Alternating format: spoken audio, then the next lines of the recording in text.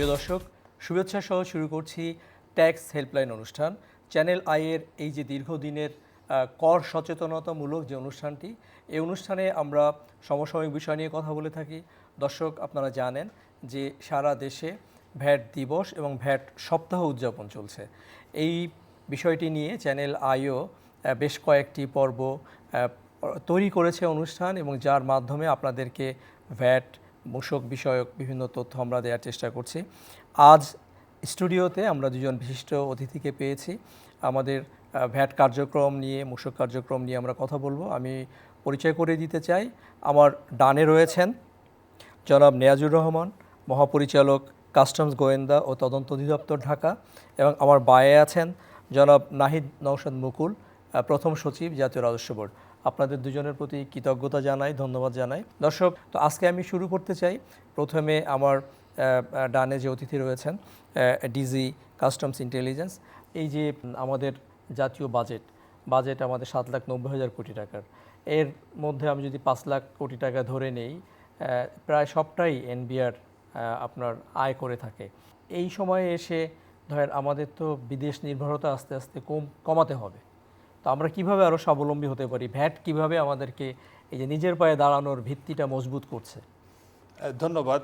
প্রথমে আমি ধন্যবাদ জানাতে চাই চ্যানেল আই এবং চ্যানেল আইয়ের যারা দর্শক আছেন তাদেরকে, এবং একই সাথে আমি সারা দেশের আমাদের যারা আপামর ভোক্তা সাধারণ বা আমাদের যারা ভ্যাট বা ট্যাক্স পরিশোধ করছে, সরকারি কোষাগারকে সমৃদ্ধ করছেন, তাদেরকে ধন্যবাদ জানাই। এবং একই সাথে আমি আমাদের ব্যবসায়ী সাধারণ যারা ট্যাক্স কালেক্টর বা ভ্যাট কালেক্টর হিসাবে দায়িত্ব পালন করছেন তাদেরকেও আমি আমার পক্ষ থেকে, জাতীয় রাজস্ব বোর্ডের পক্ষ থেকে ভ্যাট দিবসের শুভেচ্ছা জানাচ্ছি। আপনি যথার্থই বলেছেন, আসলে অভ্যন্তরীণ সম্পদ বিভাগ অর্থাৎ জাতীয় রাজস্ব বোর্ড যে মন্ত্রণালয়ের সাথে কাজ করে, এটিকে অভ্যন্তরীণ সম্পদ বিভাগ বলা হয়। অভ্যন্তরীণ সম্পদ বিভাগ আমাদের দেশজ সম্পদ যেটা সংগ্রহের দায়িত্বে আছে।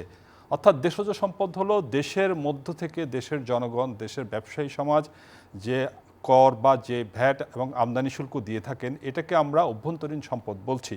অর্থাৎ এখানে আমাদের অভ্যন্তরীণ সম্পদ কিন্তু আমাদের একটা স্বয়ংভরতা, একটি সার্বভৌমত্বের প্রতীক, মর্যাদার প্রতীক। অর্থাৎ এই করটা কিন্তু আমাদের মাটি থেকে উৎসারিত।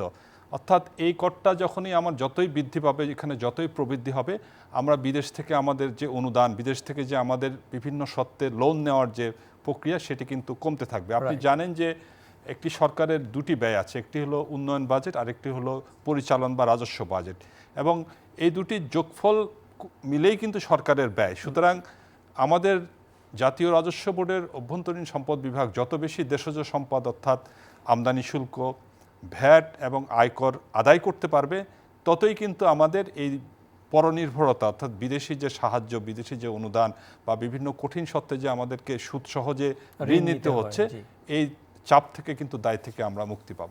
যেন মুকুল, আমরা তো ভ্যাট সপ্তাহ উদযাপন করছি, তো দর্শকের স্বাভাবিকভাবে জানতে চাওয়া থাকতে পারে যে আমরা ভ্যাট কোথা থেকে পাই, মানে প্রধানতম খাত কোনগুলো, এবং আমরা সবাই ভ্যাট দিই, কিন্তু তারপরও সবচেয়ে বেশি কোন কোন সেক্টর থেকে আপনারা আয় করে থাকেন? সময় মতো নিবন্ধন নিব, সঠিকভাবে ভ্যাট দিব, এই স্লোগানকে সামনে রেখে আমরা এবছর আমাদের জাতীয় রাজস্ব বোর্ড এই ভ্যাট দিবসকে পালন করছে। এবং এই ভ্যাট দিবসে আমরা বেশ কিছু জিনিসকে সামনে নিয়ে এসেছি। তার মধ্যে এক নম্বর হচ্ছে নিবন্ধন, আর একটা হচ্ছে সঠিকভাবে ভ্যাট দেওয়ার যে প্রবণতা। এই দুটোকেই আমরা টার্গেট করে অগ্রসর হচ্ছি। আপনার প্রশ্নের উত্তর দেওয়ার আগে আমি আমাদের ভ্যাট দিবসের এবারের যে বিষয়টা, সেটা সম্পর্কে একটু বলতে চাই যে এই জিনিসটা আমরা কেন ঠিক করলাম, নিবন্ধনের বিষয়টা কেন ঠিক করলাম, আর সঠিকভাবে ভ্যাট দেওয়ার প্রবণতাটাই বা কেন তৈরি করা হচ্ছে। কারণ আমাদের এখানে অনেক প্রতিষ্ঠানে আছে, আপনি জানেন যে ভ্যাট হচ্ছে একটা পরোক্ষ কর।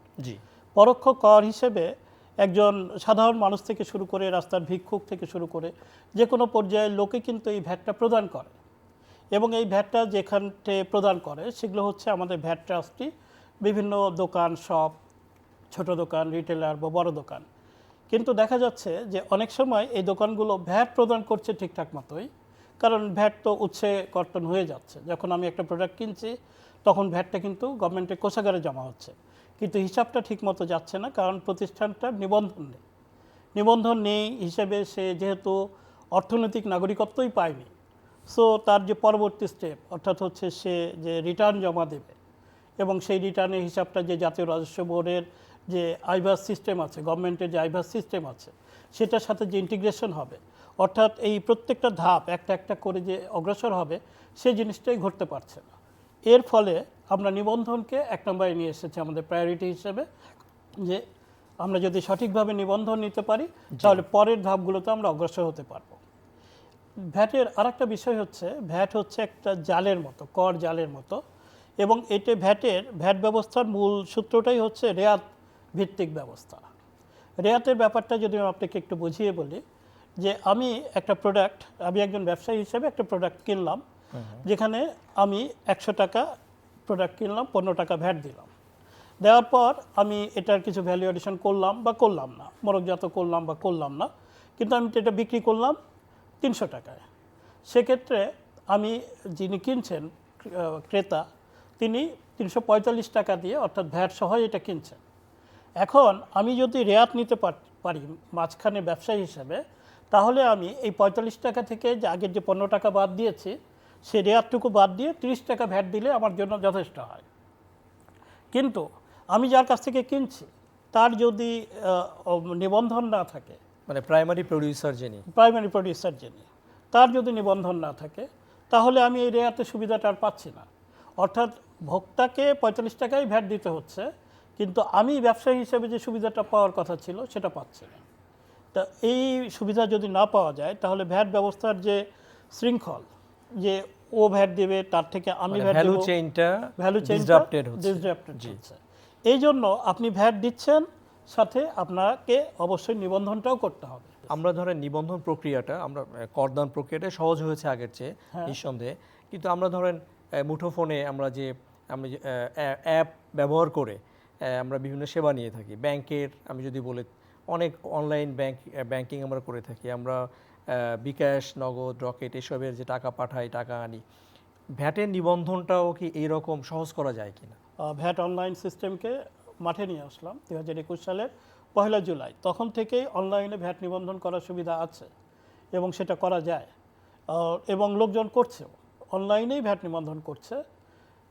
কিছু কিছু সমস্যার জন্য আমি এই সুযোগে, যেহেতু টিভিতে এসেছি, সমস্যাগুলো একটু বলে রাখি, তাহলে করদাতাদের সুবিধা হবে। 1 নম্বর হচ্ছে, নিবন্ধন করার জন্য একটা ব্যাংক হিসাব লাগে, একটা মোবাইল নাম্বার লাগে, একটা ইমেল অ্যাড্রেস লাগে। তো অনেক সময় দেখা যায় করদাতারা, সম্মানিত করদাতা যারা, তারা তাদের যে আসল ব্যাংক অ্যাকাউন্ট সেটা না দিয়ে এমন একটা ব্যাংক অ্যাকাউন্ট দেন যেটাতে তেমন লেনদেন হয় না। আচ্ছা, ওকে, এটা একটা গেল, ঠিক আছে। দ্বিতীয়ত হচ্ছে, সমস্যা হচ্ছে তারা এমন একটা মোবাইল নাম্বার দিচ্ছেন, অথবা যে দোকান থেকে মোবাইল মানে ইয়েটা পূরণ করছেন, আপনারা জানেন ওই যে রাস্তার ধারে অনেক ছোট ছোট দোকান আছে, যারা কিছু টাকার বিনিময়ে এই সার্ভিসটা দিয়ে থাকে, যে হ্যাঁ আপনার ভ্যাট নিবন্ধন করতে হবে, আমাকে দেন, আমি কাগজপত্র দেখে এনআইডি দেখে। তো দেখা যায় যে ওই যে মোবাইল নাম্বারটা ব্যবহার করা হয়, সেটা হয়তো দেখা যাচ্ছে ওই দোকানদারের মোবাইল নাম্বার। হ্যাঁ, তারপরে আরেকটা জিনিস দেখা যাচ্ছে যে ওই যে ইমেল অ্যাড্রেসটা, সেটা হয়তো দোকানদারই খুলে দিয়েছে তার মোবাইল নাম্বার দিয়ে। আচ্ছা আচ্ছা। তার মানে যে প্রাথমিক যে জিনিসগুলো, মানে খুব বেসিক জিনিসগুলো, সেই জিনিসগুলো হচ্ছে ওই দোকানদারের, যাকে হয়তো আপনি কদিন পরে খুঁজেও পাবেন না, গিয়ে দেখবেন ওখানে অন্য দোকান বসেছে, অথবা যে ছেলেটা করেছিল সেই ছেলেটা এখন নাই, সে আরেক জায়গায় চলে গেছে। সো আপনি একটু ঝামেলায়। তো এই জিনিসগুলো নিয়ে প্রবলেমগুলো তৈরি হয়। আপনি যদি নিজের মোবাইল নাম্বার দিয়ে নিজের ইমেল অ্যাড্রেস খুলে যদি নিজেই করেন, মানে নিজেই যদি নিবন্ধন নেন, তাহলে কোনো সমস্যা নেই, এবং আপনি যে কোনো জায়গা থেকে আপনি ঘরে বসে নিতে পারবেন। আমি আবার আপনার কাছে আসবো। আমি মহাপরিচালক মহোদয়ের কাছে একটু জানতে চাই, আমি যে প্রশ্নটি আপনার সহকর্মীকে বলেছিলাম, যে আমরা তো ভ্যাট দিচ্ছি, কিন্তু ভ্যাট ধরেন আমরা কনজিউমার আইটেম থেকে কি আপনারা বেশি পাচ্ছেন, আমি যদি বলি নাকি সেবা খাত থেকে বেশি পাচ্ছেন, মানে কোন কোন জায়গাগুলো ভ্যাটের প্রধান উৎস এখন এই মুহূর্তে? ধন্যবাদ। আমি আসলে ভ্যাট, আমরা যে নিবন্ধনের যে বিষয়টি এবার আমাদের মূল প্রতিপাদ্য বিষয়, এখানে আমাদের আইনে আসলে যারা ভ্যাট আদায় করে থাকেন বা যাদের নিবন্ধন দিতে হয়, এদেরকে আমরা মোটা দাগে 3টি ভাগে ভাগ করতে পারি। প্রথমে আমরা যাদেরকে বলি, এদেরকে বলা হয় ম্যানুফ্যাকচারার বা উৎপাদনকারী, যার একটি নির্দিষ্ট উৎপাদন স্থল থাকবে, সেখানে তিনি পণ্য প্রক্রিয়াকরণ করবেন, ভ্যালু অ্যাড করবেন, এবং একটা নির্ধারিত মূল্যে সেখান থেকে ভ্যাট সহ তিনি সেটা পরবর্তী ডিলারের কাছে বিক্রি করবেন। দ্বিতীয় যে সেক্টরটা আছে সেটিকে আমরা বলি সেবা প্রদানকারী অর্থাৎ সার্ভিস রেন্ডারার। এর মধ্যে পড়বে আমাদের যতগুলো হোটেল, রেস্টুরেন্ট, কুরিয়ার সার্ভিস, ছাপাখানা, মোটর গ্যারেজ, ওয়ার্কশপ, এদেরকে আমরা বলে থাকি যে সেবা প্রদানকারী, সার্ভিস রেন্ডারার। তৃতীয় যে সেক্টরটা আছে, যারা সরাসরি চূড়ান্ত ভোক্তার সাথে ডিল করেন, মানে রিটেইলার যারা আছে, যাদেরকে আমাদের আইনে আমরা ব্যবসায়ী বলে থাকি। তাহলে মোটা দাগে এই তিনটি সেক্টর থেকে কিন্তু আমরা ভিএটি পাই। তারাই আমাদের পক্ষ হয়ে কিন্তু প্রতিনিয়ত ভিএটি আদায় করছেন। তারা যখন পণ্য বা সেবাটি বিক্রি করছেন তার সাথে ভিএটি যোগ করে তারা কিন্তু এটি আদায় করছেন। আরেকটি উৎস আছে যেটিকে আমরা বলি উৎসে কর। এখন উৎসে করের ধারণাটা বোঝার জন্য আপনাকে এভাবে বুঝতে হবে, ভ্যাট তিনি আদায় করেন যিনি পণ্য বা সেবা বিক্রি করেন। অর্থাৎ আপনি যখন রেস্টুরেন্টে গেলেন, আপনি কিছু খাবার কিনলেন, তাহলে রেস্টুরেন্ট কর্তৃপক্ষ কিন্তু একটি ইনভয়েস, যেটাকে আমরা মূসক চালান বলি, সেটি কিন্তু যিনি সেবা বা পণ্য বিক্রি করছেন তিনি ইস্যু করছেন। এবং এখানে ভ্যাট আদায়ের দায়িত্ব দেওয়া হয়েছে যিনি পণ্য বা সেবা প্রদান করছেন, যিনি গ্রহণ করছেন কাস্টমার, তার কিন্তু দায়িত্ব না। কিন্তু উৎসেকরের ক্ষেত্রে বিষয়টাকে উল্টা করা হয়েছে। সেক্ষেত্রে যিনি সেবাটা গ্রহণ করছেন, যিনি পণ্যটা গ্রহণ করছেন, তিনিই কিন্তু ভ্যাট আদায় করে সরকারি কোষাগারে জমা পড়ার দায়িত্ব আছে। তাহলে চতুর্থ একটি সেক্টর হলো যারা উৎসে মূসক কর্তনকারী। এই মূলত চারটি সেক্টর বা চারটি ক্ষেত্র থেকে আমরা ভিএটি পেয়ে থাকি। এবং এই উৎস কর্তন কারা করবে, এটা একটা নির্দিষ্ট চারটি বা পাঁচটি সেক্টরকে আমরা নির্ধারণ করেছি, যেমন সরকারি, বেসরকারি, আধা সরকারি, ব্যাংক, বিমা, উচ্চ মাধ্যমিকের উপরে যে সকল শিক্ষা প্রতিষ্ঠান আছে, তারা 10 কোটি টাকার উপরে যাদের টার্নওভার, বিক্রয়, তাদেরকে। এটা কেন করা হয়েছে? কেননা সরকার যখন কারো কাছ থেকে একটি সরকারি প্রতিষ্ঠান কোনো ধরেন একটি স্টেশনারি কিনলো, সেটাকে আমরা বলি একজন যোগানদার সেবা। যিনি স্টেশনারিটা বিক্রি করছেন তার কিন্তু কোনো স্থায়ী ঠিকানা নেই, কিন্তু সরকারের কিন্তু একটি স্থায়ী ঠিকানা আছে। সেই জন্য এসব ক্ষেত্রে বলা হয়েছে যে 25 থেকে 30টা সেবা যখন এই 5টি প্রতিষ্ঠান গ্রহণ করবে, তারা কিন্তু উৎসে মূসক কেটে নেবে। সুতরাং এই 4টি সেক্টর থেকে আমরা ভ্যাট পাচ্ছি। এবং এই 4টি সেক্টরের তাদের যে ভ্যাট সংক্রান্ত যে সকল প্রসিডিউর তারা ফলো করে, এটা কিন্তু কিছুটা ভিন্নতা হবে। যেহেতু যিনি ম্যানুফ্যাকচারার তিনি কিন্তু বিদেশ থেকে র মেটেরিয়াল আনেন। জন্য একটা যদি আমি উদাহরণ দেই, সিমেন্ট যিনি প্রস্তুত করেন তিনি কিন্তু বিদেশ থেকে ক্লিংকার আনছেন, এটা দেশের বাইরে থেকে আসছে। এবং এই ক্লিংকারের সাথে কিছু জিপসাম মিশাতে হয়, কিছু চুনাপাথর মিশাতে হয়। চুনাপাথর হয়তো তিনি লোকালি একজন সিলেটের কোনো প্রতিষ্ঠান থেকে কিনলেন, তিনি ব্যাগটা কিন্তু কিনবেন লোকালি কোনো দেশের মধ্যে কোনো একটি ফ্যাক্টরি, তিনি আরেকজন ভ্যাট প্রদানকারী, তিনিও কিন্তু সেখান থেকে ব্যাগ কিনলেন। সুতরাং এই জিনিসকে প্রসেস করে তিনি কিন্তু এই একটা চূড়ান্ত ভোক্তার কাছে, তার ডিলারের কাছে পণ্যটি বিক্রি করলেন। এখন আপনি যেটি বললেন যে সবচেয়ে বেশি ভ্যাট আমরা মানে কোন খাত থেকে বেটে, তার আগে আমি বলবো যে সবচেয়ে বেশি ভ্যাট আমরা কোন অফিসের মাধ্যমে আদায় করি। এটি যদি আমি বলি তাহলে বিষয়টি বুঝতে আপনার সহজ হবে। বৃহৎ করদাতা ইউনিট, জি ভ্যাট এল2, দুটি এলটিউ, এটা হচ্ছে একটি বৃহৎ করদাতা ইউনিট ভ্যাট, আর একটি বৃহৎ করদাতা ইউনিট আয়কর। তো ভ্যাটের ক্ষেত্রে বৃহৎ করদাতা ইউনিটে হয়তো 100-র কিছু বেশি প্রতিষ্ঠান তাদের মধ্যে আছে। এবং এখানে সবচেয়ে বড় যে সেক্টর থেকে, এবং তারা বছরে প্রায় 50 থেকে 60,000 কোটি টাকা, ধরেন আনুমানিক টোটাল ভিএটির 50%-এর কাছাকাছি বা তার কিছু বেশি এই আমাদের বৃহৎ করদাতা ইউনিট ভিএটি তাদের প্রতিষ্ঠানগুলি থেকে কিন্তু আদায় করা হচ্ছে। সুতরাং এখানে যে সেক্টরটা আমাদের টোবাকো সেক্টর থেকে আমাদের সবসময় বেশি রেভিনিউ আদায় হয়। তারপর আমাদের যেগুলো গ্যাস কোম্পানি আছে, আমাদের গ্যাস প্রোডাকশন কোম্পানি আছে সরকারি সেক্টরে, সেখান থেকে আমাদের ভালো একটা রেভিনিউ আদায় হয়। আমাদের ব্যাংকের কিন্তু কোর সার্ভিস, আপনার ব্যাংকের টাকা ধার দেওয়া এবং টাকা আদায়, এটাকে ভ্যাট অব্যাহতি দেওয়া হয়েছে। কিন্তু তিনি যখন একটি এলসি ওপেন করে একটি এলসি কমিশন নেবেন, আপনি যখন ক্রেডিট কার্ডের জন্য মেনটেন্যান্স ফি যখন নিবে আপনার কাছে, এই যে তার যে কমিশনগুলোর উপর কিন্তু সে কিন্তু ভ্যাট আদায় করবে।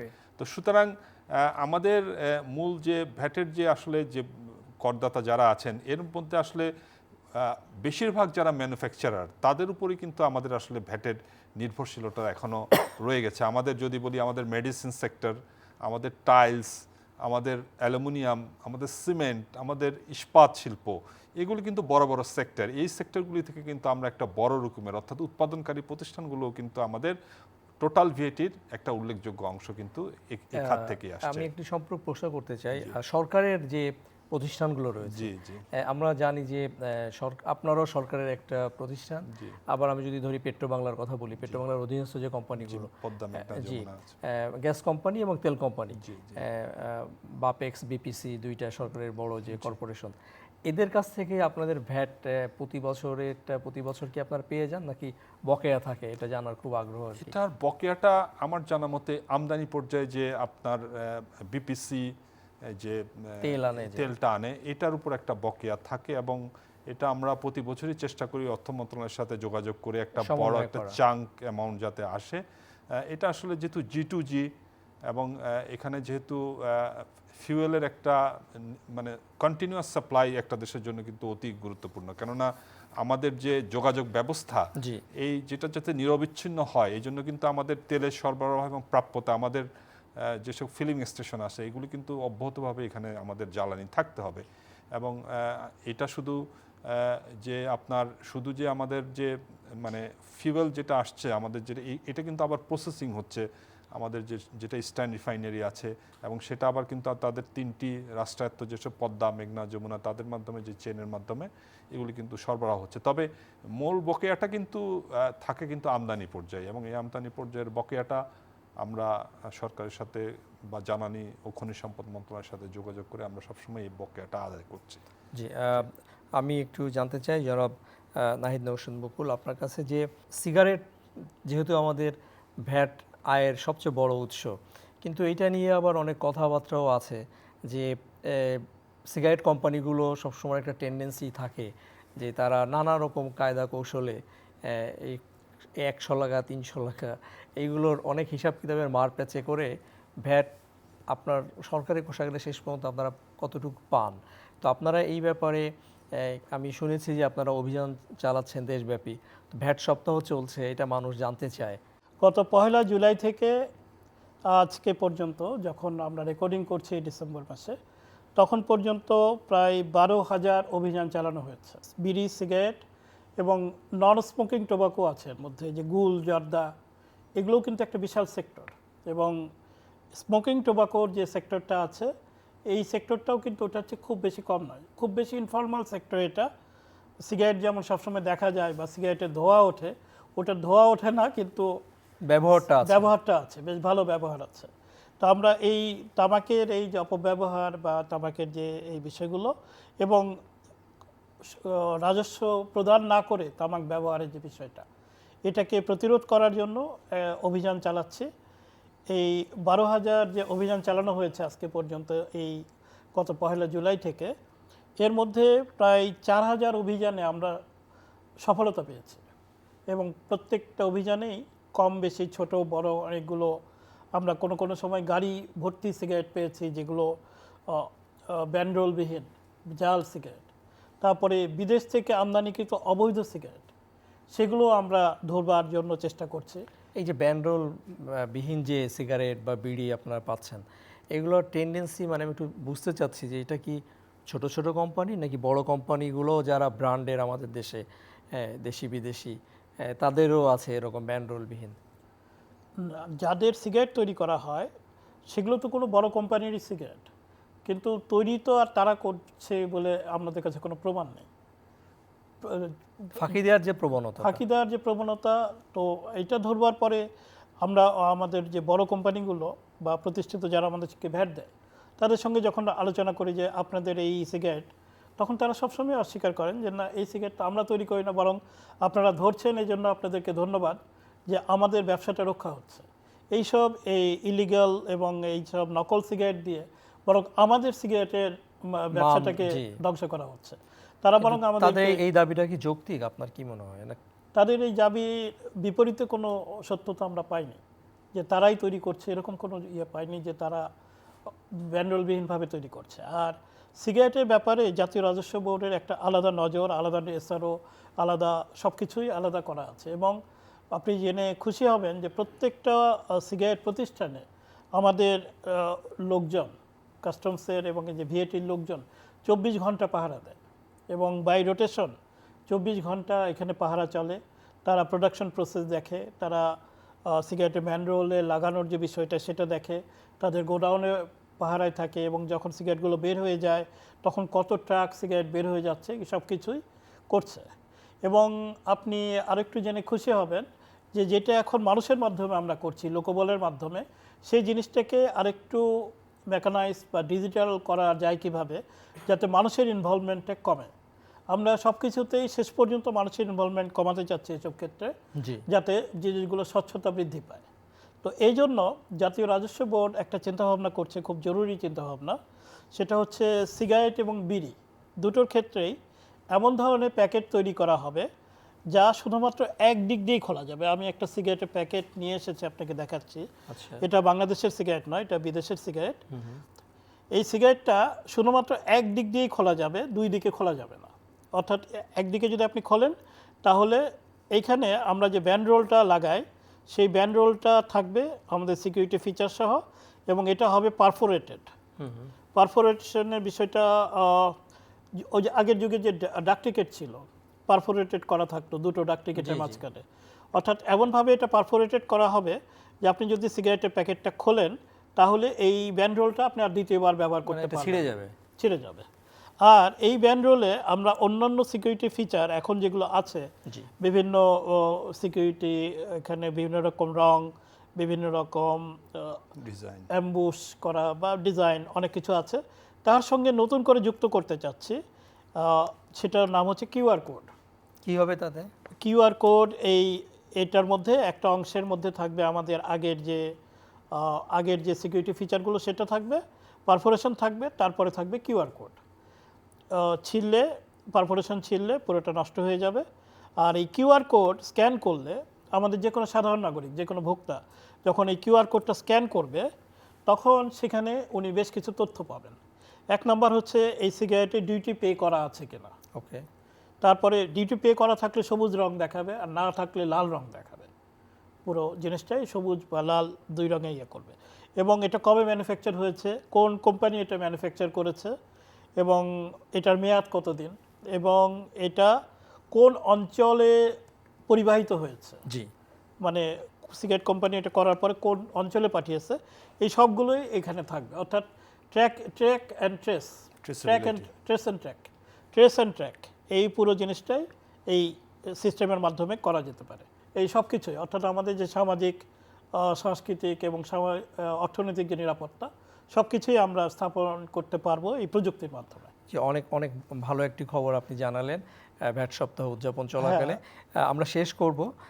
আমি মোহাম্মদ নিয়াজুর রহমান, জি আপনার কাছে আমি আসতে চাইছি। সিগারেটের যে ভ্যাট ফাঁকি, এটার মূল কারণ কিন্তু এই সিগারেটের উপর উচ্চ হারে সম্পূরক শুল্ক আরোপিত আছে, এবং সিগারেটের ক্ষেত্রে আসলে ট্যাক্স ক্যালকুলেশনের যে হিসাবটা, এটা কিন্তু অন্যান্য যে পণ্যের ক্ষেত্রে হিসাবটা কিছুটা ভিন্ন। এখানে সরাসরি মূল্যের উপর মূসক, সাপ্লিমেন্টারি ডিউটি এগুলি হিসাব করা হয়, এবং এই মূল্যের মোটামুটি একটা বড় অংশই কিন্তু সরকার পায়। এই উচ্চ শুল্ক থাকার কারণেই কিন্তু মূলত যারা সিগারেট যারা তৈরি করেন বা বিপণন করেন, তাদের কাছে এটার ফাঁকি দেওয়ার প্রবণতা তৈরি হয়। এখানে একটা জিনিস আমাদের অভিজ্ঞতা বলে যে সিগারেটের ক্ষেত্রে আসলে কিভাবে ফাঁকি হয়। এটা মূলত এই যে স্ট্যাম্পটার কথা বলা হচ্ছে, এই স্ট্যাম্পটা কিন্তু তৈরি করে সিকিউরিটি অ্যান্ড প্রিন্টিং প্রেস আমাদের গাজীপুরে আছে তারা। এবং এটার বিষয়টা হলো যে এই স্ট্যাম্পটা আদতেই সেই গাজীপুর থেকে তৈরি হচ্ছে কিনা, এই এক্সপার্টিস কিন্তু চূড়ান্তভাবে তাদের কাছে আছে। সুতরাং মাঠ পর্যায়ে আমরা ভোক্তা বা যারা মূসক কর্মকর্তা আছে, আমাদের পক্ষে কিন্তু একটা কনফিউজিং অবস্থা তৈরি হয় যখন আমরা মনে সাসপেক্ট, রাইট, এটা কি আসলেই নকল। কিন্তু এখন যে প্রক্রিয়ার কথা আমার সহ আলোচক বলল, এতে কিন্তু আমরাও যারা আমরা স্মার্টফোন ব্যবহার করছি বা আমাদের ভোক্তা সাধারণ, তারা কিন্তু খুব সহজেই কিন্তু এখন ডিটারমাইন করতে পারবে। আরেকটু বলি, এই যে স্ট্যাম্প বা যে জাল তৈরি হয়, আমরা দেখেছি, আমাদের অভিজ্ঞতা বলে যে দুইভাবে আসলে এই স্ট্যাম্প জাল করা হয়। একটা হলো নকলভাবে কিন্তু এই স্ট্যাম্পটা ছাপানো হয়, ছাপিয়ে এটা সিগারেটের উপর লাগানো হয়। আরেকটি হলো ইউজড ব্যান্ড রোল, অর্থাৎ এটা জেনুইন কিন্তু এটা একবার ব্যবহার হয়ে গেছে, কায়দা করে ওরা খোলে এবং সেটা পুনরায় রিইউজ করা হচ্ছে, এভাবে। জি, অনেক ধন্যবাদ জনাব নিয়াজুর রহমান। আমি স্যারের সাথে একটু বলছি যে একটা কোশ্চেন আমি বলতে ভুলে গেছিলাম, সেটা হলো যে এটা নকল করা যাবে কিনা, এটাও নকল করা যাবে কিনা। আমরা যদি স্ট্যাম্প ব্যান্ড রোল নকল করতে পারি, টাকা নকল করতে পারি, তাহলে এটা কিউআর কোড নকল করতে পারবো কিনা? না, ওই প্রযুক্তি ওভাবেই তৈরি করা হচ্ছে। প্রত্যেকটা কিউআর কোড ইউনিক হবে এবং প্রত্যেকটা কিউআর কোডে আলাদা আলাদা নাম্বার থাকবে, এবং আপনি যদি এটাকে ফটোকপি করেন বা আবার ছাপান বা স্ক্যান করে যদি আবার প্রিন্ট করেন, তাহলে স্ক্যান করলে আপনার সঠিক রেজাল্ট আসবে না। হয়তো দু একটা ফিল দেখাতেও পারে, নাও পারে, কিন্তু আপনার পরিপূর্ণ ফিলটা আসবে না। অনেক ধন্যবাদ আপনাদের দুজনকে, আবারও কৃতজ্ঞতা জানাই। দর্শক, আপনারা জানলেন জাতীয় ভ্যাট দিবস এবং জাতীয় ভ্যাট সপ্তাহ উদযাপন চলছে। আপনাদের সুস্থতা কামনা করি। শেষ করছি আজকের ট্যাক্স হেল্পলাইন অনুষ্ঠানের আলোচনা।